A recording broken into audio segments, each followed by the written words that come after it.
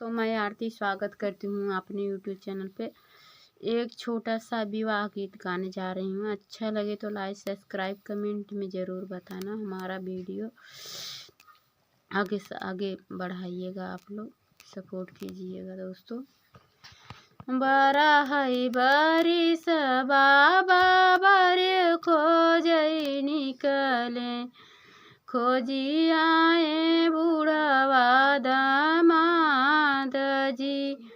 बारह बारिश बाबा बर खोजई निकले, खोजी आए बूढ़वा दामाद जी। एक भांवर घूमे बूढ़वा, दुई भांवर घूमे, तीसरे में गिरे बहराई जी। सब सखी हिली मिली बूढ़ऊ ठावै, चल बूढ़ऊ कर सेनुर दान जी। जे हमरे बूढ़ऊ के बूढ़ऊ जे कहीं हैं, सातऊ जनम हुई है नास जी। बारह बारिश बाबा बर खोजई निकले, खोजी आए बूढ़वा दामाद जी।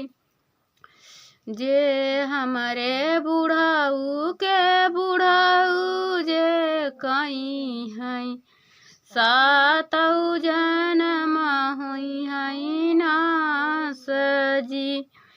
बारह बारिश चाचा बर खोजई निकले, खोजी आए बूढ़वा दामाद जी। जब हम सजी ढजी जाई बजरिया, बूढ़ऊ जे हंसई ठठाई जी। जे हमरे स्वामी के बूढ़ऊ जे कहीं हैं, सातऊ जनम हुई है नास जी। जे हमरे पति के बूढ़ऊ जे कहीं हैं, सातऊ जनम हुई है नास जी।